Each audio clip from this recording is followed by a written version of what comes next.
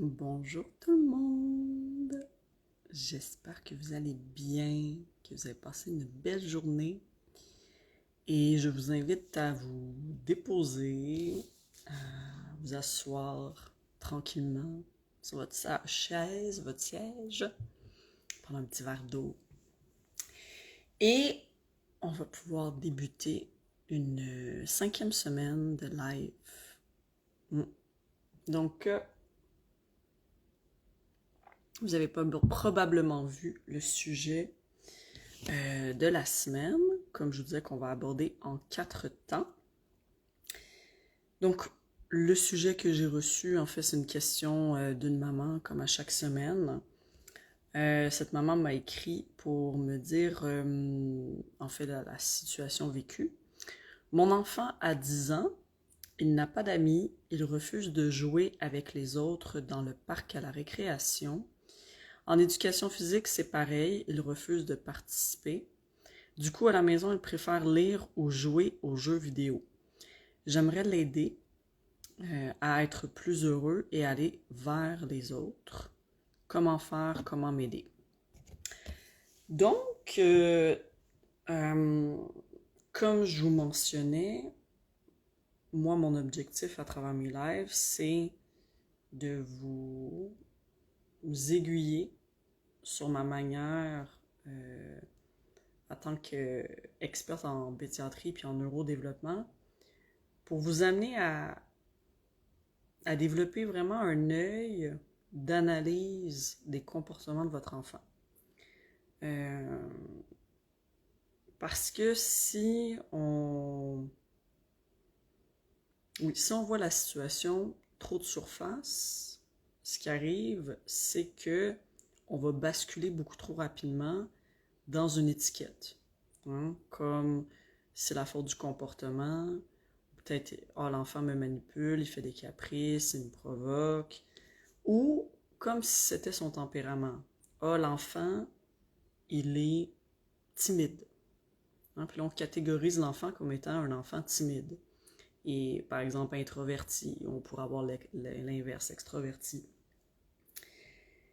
Mais il y a bien d'aspects à comprendre, mes chers, au niveau du neurodéveloppement, qui nous permet de comprendre qu'il y a bien des aspects qui influencent notre manière d'être, notre manière de faire, nos agissements, nos comportements, nos émotions, pas nécessairement en lien avec nécessairement un tempérament en soi, plus qu'à comment votre système analyse l'information qui est à l'extérieur de lui, qui va faire en sorte que la personne va répondre d'une manière plutôt qu'une autre face à des stimuli, que ce soit n'importe quel type, auditif, visuel, et tout aussi au niveau émotionnel. Et donc, ce qui est intéressant avec la situation que la maman m'a envoyée, c'est qu'on a à la fois le côté, vous voyez, social, donc l'enfant n'a pas d'amis, qu'elle m'écrit, mais en même temps, il refuse de jouer avec les autres dans le parc à la récréation. En éducation physique, c'est pareil, il refuse de participer. Et donc, pas conclusion, mais qu'est-ce que l'enfant préfère faire? Lire ou jouer à des jeux vidéo. Donc, vous voyez, c'est intéressant parce que, comme je vous dis tout le temps, puis moi, je suis pareil à travers mes conférences, mes formations, mes accompagnements, comme mon programme Artemis avec mes belles mamans là, de ma première cohorte, puis la deuxième là, qui débute ce dimanche.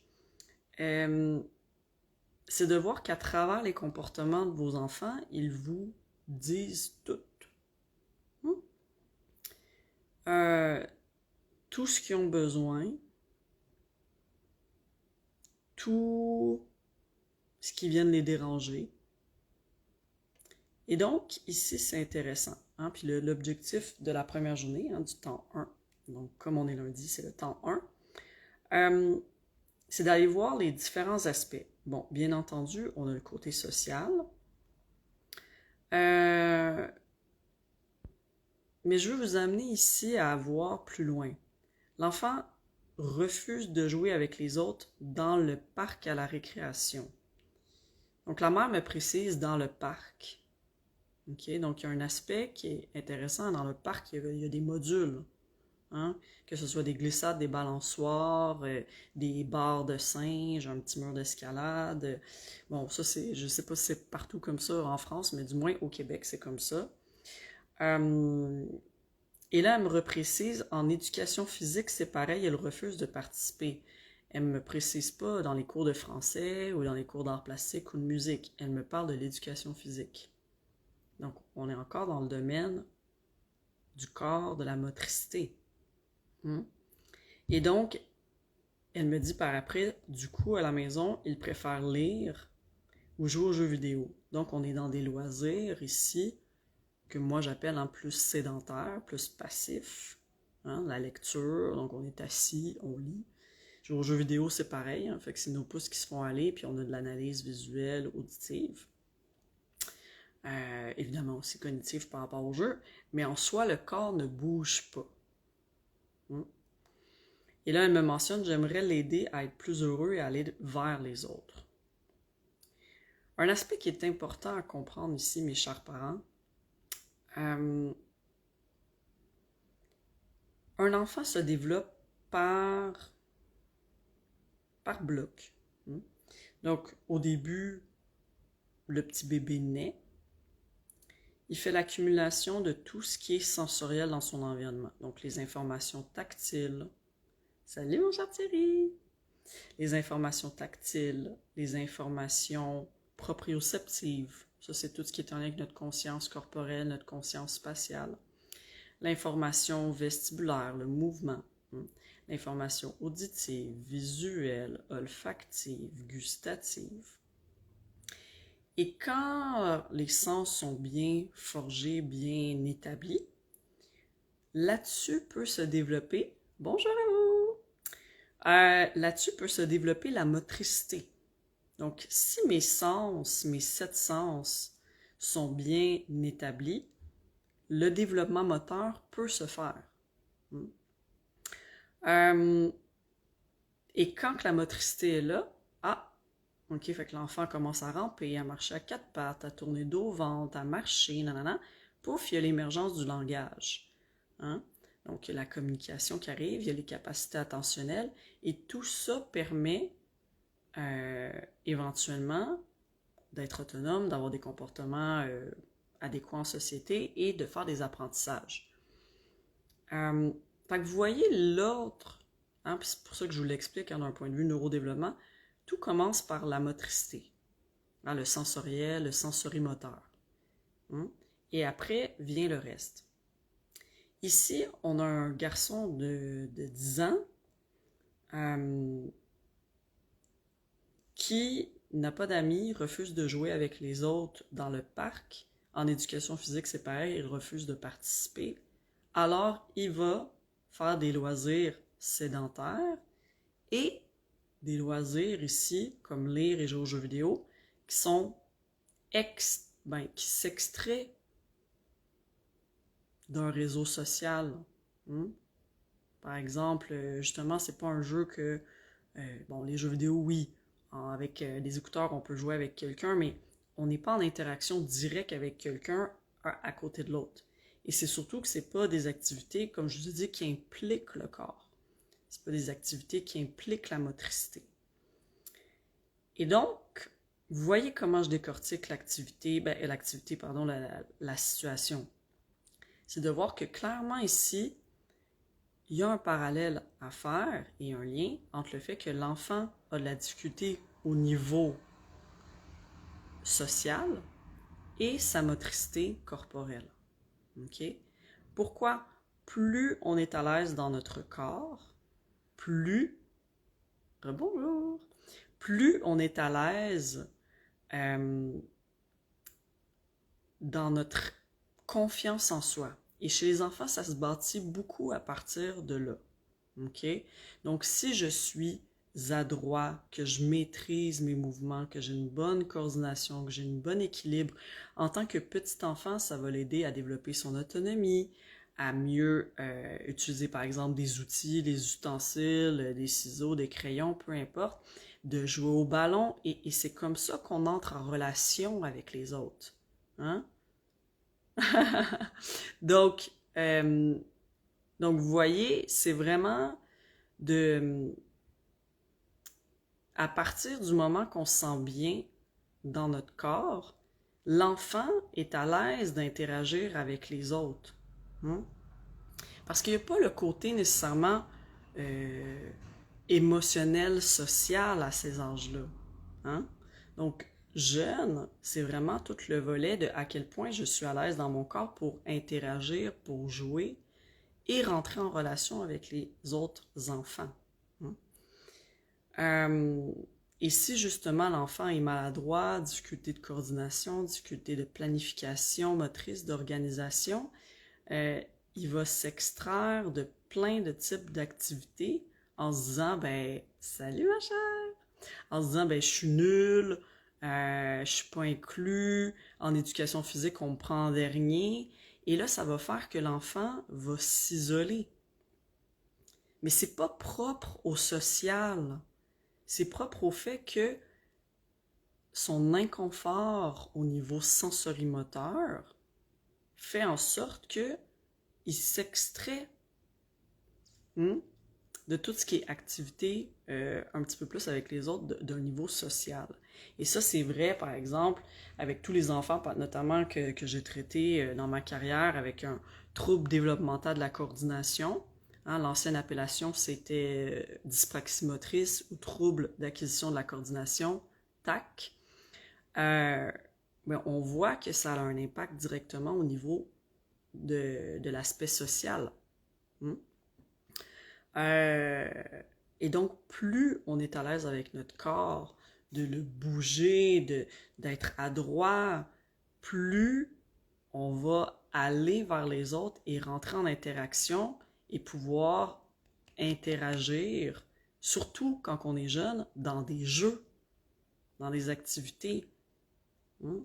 Et l'objectif chez les enfants, c'est dans la stimulation qu'on va leur offrir, ça va être autant pour développer, oui, la motricité globale, mais la motricité globale permet de construire la motricité fine. C'est tout le temps comme ça, hein? Ça part du tronc et on évolue tranquillement vers le raffinement au niveau du bout des doigts.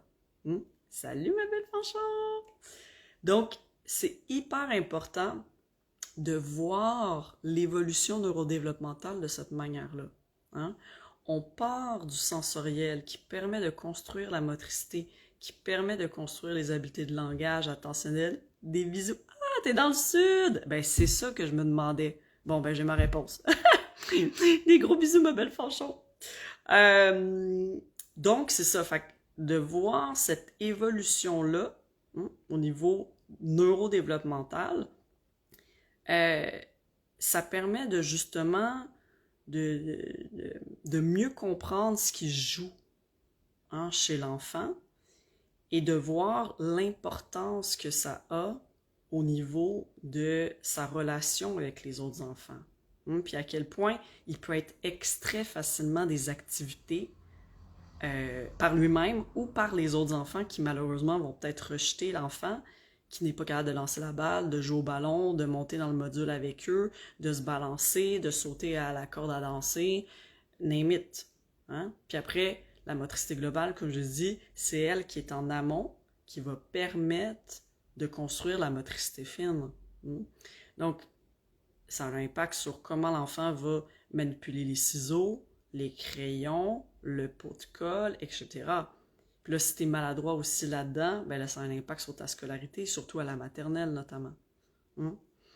Donc au final, l'enfant va se dire, bon, ben je suis pas bon dans tout ce qui est activité motrice. J'arrive peut-être, tu sais, moi j'en ai traité énormément d'enfants de 7, 8, 9, 10 ans qui étaient même pas encore en mesure de faire de la bicyclette parce que la coordination, l'analyse de l'environnement, c'est tellement...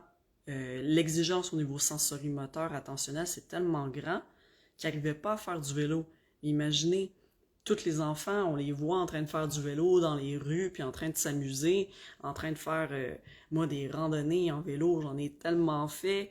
Hein? Puis quand je travaillais dans des camps de vacances, on accompagnait énormément d'enfants, hein, justement, à faire du vélo. Mais si l'enfant ici n'est pas en mesure de faire du vélo, il s'extrait encore une fois d'une activité qui pourtant lui apporterait énormément au niveau social. Hein? Fait qu'on voit tout l'impact que ça a, surtout en bas âge. Okay? Et au final, ben, on se met à penser que ben, c'est un trait de caractère. Ah, mais mon enfant, il n'est pas vraiment physique. Hein? Il est comme son père, il aime mieux lire, il est plus intellectuel. Ça, là, ça, c'est pas vrai. OK? Si l'enfant a bien été stimulé en bas âge et qu'il a bien développé sa motricité, qui a fait toutes les étapes développementales, l'enfant va faire les activités physiques. OK? Un enfant refuse de faire une activité parce qu'il croit qu'il n'en a pas les capacités. Salut mon cher Xavier! Donc, c'est quand il croit qu'il n'a pas les capacités pour le faire. Donc, il va s'en extraire. Mais s'il juge que les capacités, il va s'essayer et il va faire des essais-erreurs, puis il va s'améliorer. Mais si d'emblée, il y a une grande maladresse motrice, il est hyposensible dans tous les sens de base qui permettent d'offrir une belle équilibre, belle coordination, belle planification motrice, c'est sûr que l'enfant, au final, il se met à vivre des échecs, vivre des échecs, vivre des échecs. Et, ben, au final, il ne veut plus faire d'activité physique. Donc, c'est pas pour rien que la mère ici dans la situation. J'adore. Thierry et Fanchon se disent bonjour. Bonjour, bonjour. Donc, c'est hyper important de voir la situation comme ça dans son ensemble et de réaliser que l'enfant refuse de jouer avec les autres dans le parc. Hein? Et en éducation physique, c'est pareil, il refuse de participer. Donc, au final, mes chers, on est pleinement dans une situation liée à la motricité, liée au développement moteur, qui a un impact sur son social.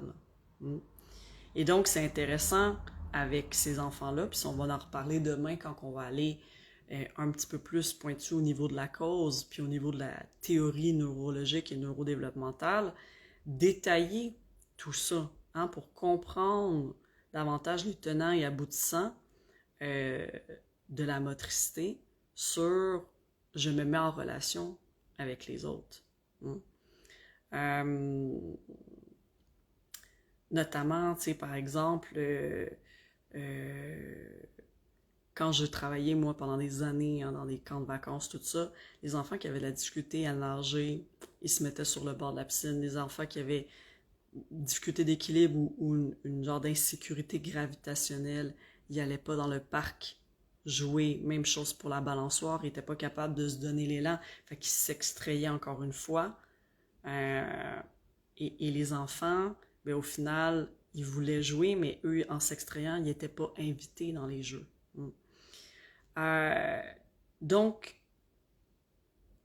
mes chers, ici, je trouve ça super intéressant, cette situation, parce que ça nous permet de voir justement que derrière le volet émotionnel, derrière le volet social, il y a souvent, plus souvent qu'autrement, un aspect sensoriel et moteur. Et mon but aujourd'hui, c'est de vous faire voir justement la situation autrement. Plutôt que de dire « Ah, il tient du papa » ou « Ah, mais c'est parce qu'il est comme ça » et « Ah, c'est parce que c'est une étiquette, c'est son tempérament, c'est sa personnalité. » Non. Non. C'est sûr que si votre enfant a comme modèle deux parents qui eux-mêmes n'ont pas été stimulés au niveau moteur grandement étant jeune, qui ne pratique aucun sport, c'est sûr que l'enfant a ça comme modèle. Donc oui, s'il voit ses parents toujours en train de lire, et toujours en train de jouer à des jeux vidéo, ou en train de faire des loisirs sédentaires, c'est sûr qu'il y a une influence. Ça, c'est sûr. Par neurone miroir, l'enfant va imiter son cadre référent en face de lui. Ça, c'est clair. Mais n'empêche qu'un enfant qui se développe bien va faire des activités physiques, même s'il y a un modèle à la maison sédentaire. Et tout humain souhaite créer du lien avec les autres. Donc, un enfant ne va pas s'extraire d'une activité alors qu'il pourrait créer des liens sociaux. S'il s'extrait, c'est parce qu'il y a une émotion de honte, de gêne, de mal-être à l'intérieur de lui qui fait qu'il n'est pas à l'aise d'y aller. Et comme ici, c'est propre à des activités physiques, fort probablement qu'on est là-dedans. Est-ce que vous avez des questions jusqu'à présent, mes chers? C'est intéressant parce que justement, dans les questions des fois précédentes, on a eu crise dans les lieux publics, on a eu panique à l'habillage, on a eu tout ce qui était en lien aussi avec les difficultés reliées aux agitations avant le sommeil. Fait que, on a vraiment des situations qui sont très variées. On avait l'enfant la semaine passée qui mettait tout à la bouche. La team réunie sur ton live, yes, mais ça. Donc, là, on est vraiment dans quelque chose oui, sensorimoteur, mais on est vraiment dans la motricité. Et l'impact que ça a au-delà. Comme je vous disais la semaine passée, avec l'enfant qui mettait tout à sa bouche, au-delà qu'ils mettent les objets à sa bouche et qu'en tant que parent, ça puisse nous déranger, l'aspect qui est super important, c'est l'impact sur le langage, l'impact sur l'alimentation, l'impact sur la respiration, parce que je vous disais que ça allait être plus une respiration qui allait être buccale que nasale, quand que on est tout le temps en recherche orale, ça veut dire que notre bouche n'est pas assez comblée sensoriellement d'une certaine manière. Fait que souvent on associe ça avec un mode de respiration qui est plus buccal.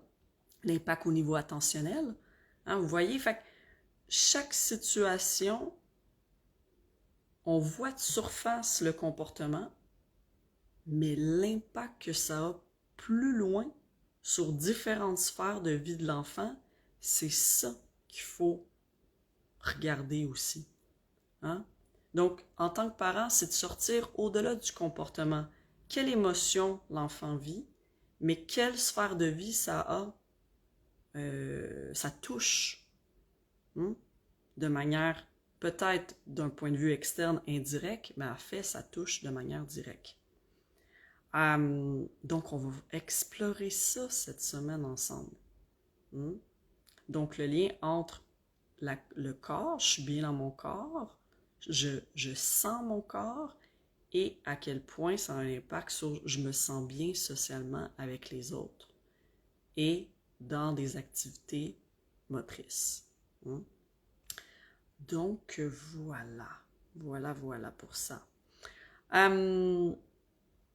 Maintenant, ce que je trouve beau par rapport à la question de la maman, c'est qu'elle me dit « J'aimerais l'aider à être heureux et aller vers les autres. » Donc, on a une maman qui souhaite profondément que justement son enfant puisse s'émanciper de tout ça. Elle note, elle observe qu'il ne va pas vers les activités physiques motrices, mais au final, tout ce qu'elle souhaite aussi, c'est de l'aider à être heureux. Et salut ma chère, ça fait longtemps! Donc, ici, ça va être super intéressant, puis c'est ça qu'on va aller observer cette semaine dans les solutions concrètes, notamment jeudi, mais mercredi dans la posture parentale, comment accompagner un enfant qui est rendu à 10 ans pour développer une meilleure sensation corporelle, pour être mieux dans son corps, donc mieux dans sa tête, et plus à l'aise d'aller vers les autres. Et comment regarder la notion de tout ce qui est par rapport aux jeux vidéo. Parce qu'on le sait que les jeux vidéo, c'est d'une certaine manière addictif. Hein, c'est du 2D, c'est un écran. Pour moi, c'est des calories vides d'un point de vue sensoriel, bien entendu. Et ça, on va aborder ça aussi cette semaine. Donc, la notion de l'impact des écrans sur le système nerveux, sur un paquet d'aspects, mais notamment la motricité. Et ça, il y a eu beaucoup d'études scientifiques qui ont démontré justement le fait que les enfants, pendant qu'ils sont en train de jouer aux jeux vidéo, ne sont pas en train d'utiliser leur corps pour se mettre en action dans la réalité tridimensionnelle. Ils ne sont pas en train d'utiliser des outils pour développer leur préhension ou peu importe. Et donc oui, le temps passé sur des écrans a un impact sur la motricité et là, ça devient un cercle vicieux. Donc, plus l'enfant, justement, est dans ces activités-là, sédentaires, moins il se met en action. Fait que l'objectif qu'on va faire cette semaine, mes chers, c'est qu'on va voir comment qu'on peut partir d'un enfant que là, il est dans un mode sédentaire pour construire son corps, aller rattraper d'une certaine manière les étapes développementales sensorimotrices. Salut ma chère Amélie! Pour justement lui apporter une meilleure conscience de soi, mais qu'il soit bien là-dedans, et en même temps, voir comment qu'on peut retirer tranquillement pas vite aussi du temps d'écran pour aller construire et optimiser aussi son sentiment de fierté de lui, parce que c'est ça qui arrive aussi avec les jeux vidéo, c'est que c'est facile d'accès et c'est facile de se sentir récompensé dans les jeux vidéo quand on gagne des games, quand on reçoit des sous ou peu importe. Là. Bon, moi, je suis pas très connaissante des jeux vidéo en soi au niveau du jeu lui-même, mais tout ce que je sais, c'est tous les impacts au niveau du système nerveux et notamment avec la libération de l'hormone du plaisir, la dopamine. Donc, comment qu'on joue, qu'on jongle avec un enfant qui n'est pas hyper jeune, donc l'enfant a quand même 10 ans, et comment qu'on fait pour faire une meilleure gestion des écrans, sachant que pour lui, en ce moment, ça lui permet d'obtenir un sentiment de satisfaction, de reconnaissance pour lui-même et de plaisir. Donc, on va pour aller vers des activités motrices qui, pour lui, en ce moment, sont ardues, sont énergivores, il y a de la maladresse et il n'y a pas nécessairement de reconnaissance. Hein. Surtout si en éducation physique, comme je disais, il est choisi toujours en dernier pour les équipes. Donc, on va aller voir cette semaine comment qu'on va faire le contrebalancier à ce niveau-là. Parce que c'est toujours ça le défi. Hein? Les parents, moi j'ai eu plein d'enfants que je traitais au sein de ma clinique ergothérapie enfance avec un profil typique comme ça.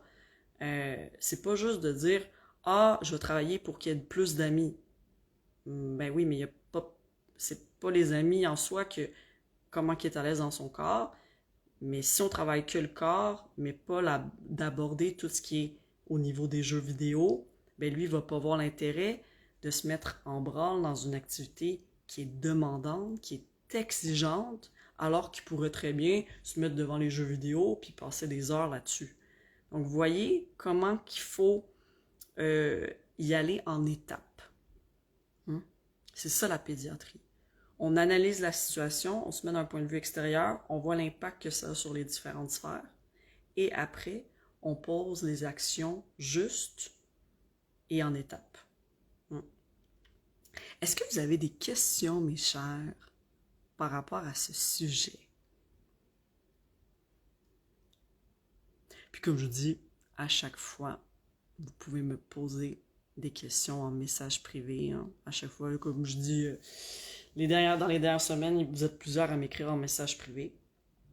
Mais sinon, moi, j'aime ça, les questions au fur et à mesure pendant les lives. Ça va? Bon, je vous fais un gros pouce. Je vous remercie de votre attention. Et demain, on se retrouve même heure, même poste. Et on regarde... Salut Laurence! On regarde la théorie neurologiques et neurodéveloppementales liées à la situation et comment qu'on va aborder ça sur tous les fronts. Donc voilà, merci pour les beaux cœurs! Ciao tout le monde, à demain!